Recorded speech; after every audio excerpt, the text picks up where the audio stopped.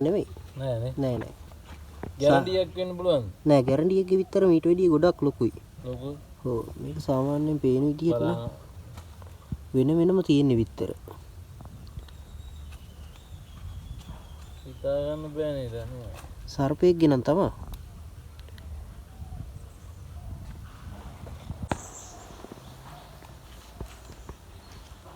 කොහොම අහුවෙලාම නැද්ද ඔය જાතිය ඔය කියන්නේ? මේ වගේ ටිකක් හම්බුනේ නෑ කලින්. නයි විතරක් නෙමෙයි.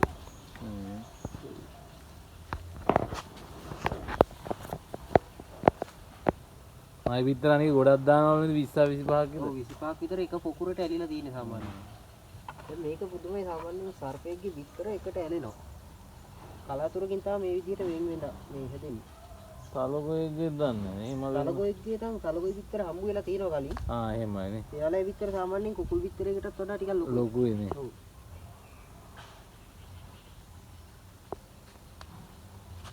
මේ ටික දැන් අර මං අරන් ගිහිල්ලා සංරක්ෂණය කරලා බලන්න වෙන්නේ මුකුදු පැටව කියලා. මුකුදු කියලා නේ. ඔව්. කලින් හම්බ වෙලා නැහැ මේ වගේ විතර ටික.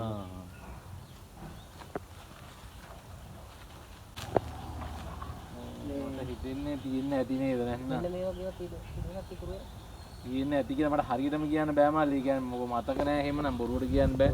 අර වගේ තියෙන්නේ ඇති කියලා නේ මට හිතෙනවා මෙන්න මේ වගේ. මේ වගේ ඉඩසක් තිබ්බත් දන්නේ නැහැ. දැන් මේක එහෙම තිබුණොත් කොහොම සර්පෙක් තමයි මෙතෙන් රින් ගන්න. මේ ඔය හිතෙනවා කියන්න බෑ. ඔව්. ඔව් අන්නර වගේ තිබ්බත් මේ වගේ. ආව. ඒකයි වැඩි.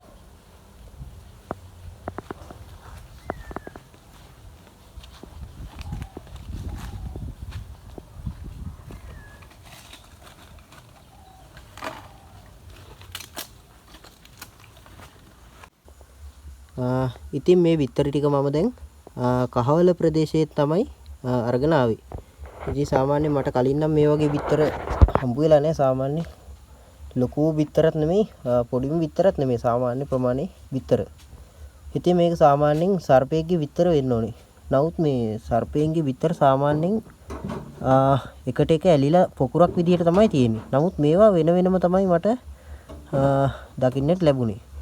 අපි එහෙනම් මේ ටික සංරක්ෂණය කරලා බලමු මොන වගේ පැටවුද්ද මේකෙන් බලා ගන්න පුළුවන් වෙන්නේ කියලා.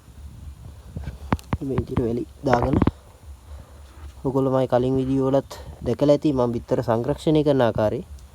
ඉතින් මේ විදිහට සාමාන්‍යයෙන් තියන්න ඕනේ.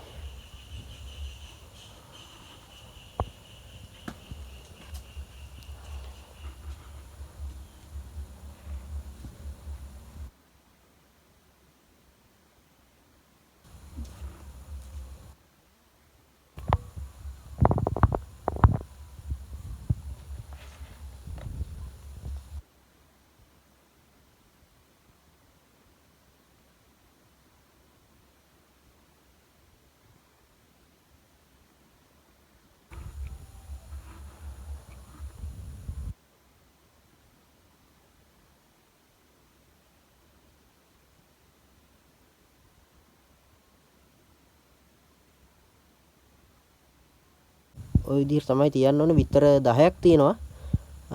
ඉතින් දැන් මීට උඩින් තව වැලි ටිකක් විතර ටික වැහෙන්න දාන්න ඕනේ. අපි බලමු මේකෙන් පැටව කී දෙනෙක් බලා ගන්න පුළුවන් වෙයිද කියලා.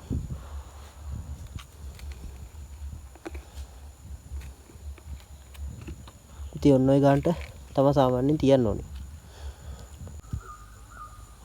හොඳයි අපි එහෙනම් බලමු මේකෙන් පැටව කී දෙනෙක් මේ බිහි වෙයිද කියලා. ඉතින් අද සැප්තැම්බර් මාසේ 20 වෙනිදා. අපි බලමු කවද්ද මේකෙන් පැටව බිහි වෙන්නේ කියලා.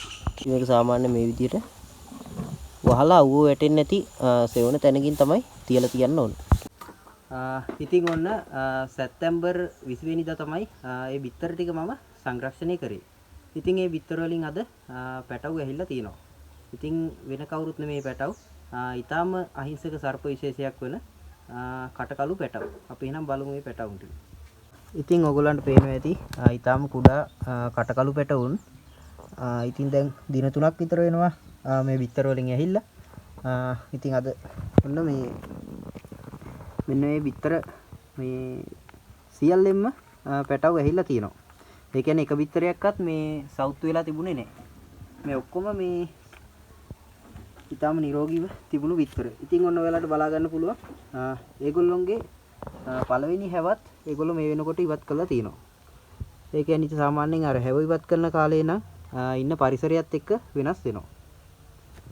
ඉතින් මෙතන බිත්තර 10ක් තිබුණා. ඒ 10න් කටකළු පැටවුන් 10 දෙනෙක්ම මේ ලෝකේ එළිය දැකලා තියෙනවා. ඉතින් සාමාන්‍ය මේ පැටියෙක්ගේ බිත්තරෙන් එනකොට අඟල් 8ක් 9ක් විතර වගේ දිගක් දැක බලා ගන්න පුළුවන්. ඉතින් මේගොල්ලොන්ගේ සාමාන්‍ය වර්ධනය ගත්තොත් අඩි 5ක් සහ ඊට වැඩි වෙන්නත් පුළුවන්. ඉතින් මේගොල්ලෝ නිසාචර සර්ප විශේෂය.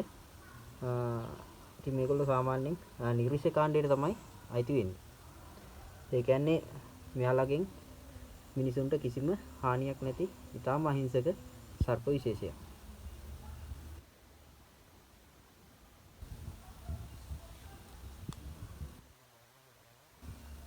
කුඩා සර්ප පැටවුන්.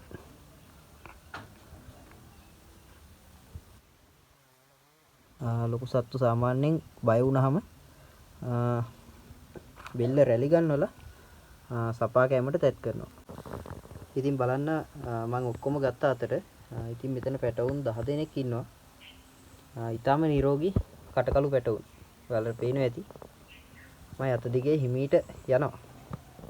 ඉතින් මේගොල්ලෝ නම් සාමාන්‍යයෙන් ගොඩාක් ඈත ගිහින් දාන්න අවශ්‍ය නැහැ. සාමාන්‍ය අපේ වත්තේම කෙළවරකින් මෙයාලව මම නිදාස් කිරීම කරනවා. කාලයක වලටත් මම හැමදාම කියනවා වගේ උණ තරම් සර්පයෝ ඉන්න පුළුවන්. ඉතින් එහෙම ආවා කියලා සර්පයෝ මරන්න අවශ්‍ය නැහැ. සාමාන්‍යයෙන් විස සතෙක් වුණත් මේ වගේ කුඩා සර්පෙයින් ඔබට ඊටාම් පහසුවෙන් බටයකට අල්ලලා කැලේකට ගිහිල්ලා දාන්න පුළුවන්. ඒ නිසා කවදාවත් මේ සර්පයෝ මරන්න උත්සාහ කරන්න එපා. අපි අනිත් සත්තු රකින්නවා වගේම මේ සත්තුන්වත් රැක බලා ගන්න ඕනේ. ඉතින් මෙතන තමයි අද අපි සර්පයෝ නිදාස් කරන්නේ. ඉතින් මෙතන සාමාන්‍යයෙන් යාලට අඳුරු ගතිය තියෙනවා. හොඳ ආරක්ෂිත තැන. ඉතින් මේගොල්ලෝ නිසාචර සර්පයෝ දැන් මෙහෙම දැම්මහම කොහේ හරි අඳුරු තැනක රැඳිලා ඉඳලා රාත්‍රී කාලේ තමයි ආහාර සොයාගෙන පිටත් වෙලා යන්නේ. ඉතින් මෙතන බලන්න එක්කෙනෙක් අර මං කියපු විදිහට බෙල්ල රැලි ගන්නලා සපා ගන්න උත්සාහ කරනවා. නමුත් ඒගොල්ලන්ට තාම ලොකුවට මෙහෙම හුරු නැහැ.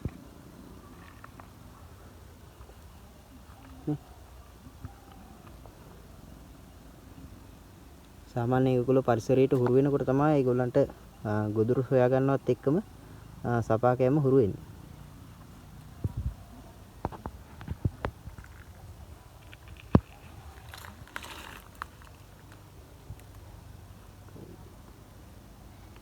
තුනයි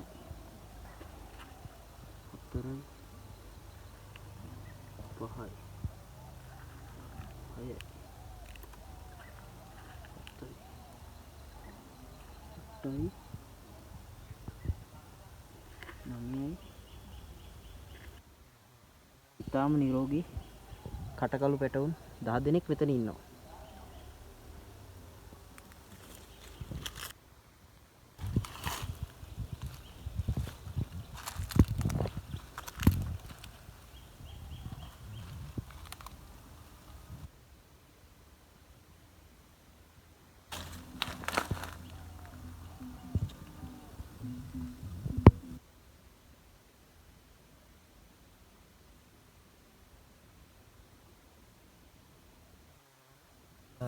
ඒගොල්ලෝ ඒගොල්ලන්ගේ වාසස්ථාන හොයා ගන්නවා. ටිකක් අර ගුලක් වගේ තියෙනවා නම් ටක් ගාලා ඒවට රිංග ගන්නවා.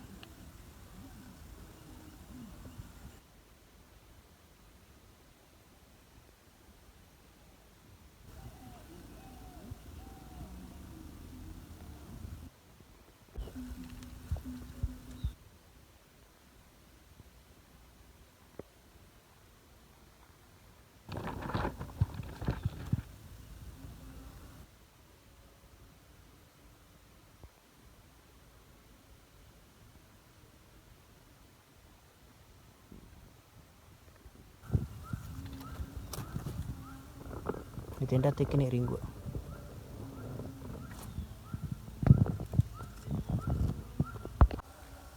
ඉතින් ඔයගොල්ලෝ දකින්න ඇති ඒ කටකළු පැටවුන් 10 දෙනා සාමාන්‍ය පරිසරයට නිර්පද්දිතව නිදහස් වෙලා යනවා. ඉතින් හොඳයි නා නැවතත් දවසක අපි මේ වගේ ලස්සන වීඩියෝ එකකින් නැවත හමු වෙනකම් ඔයාලා හැමෝටම සුබ දවසක්.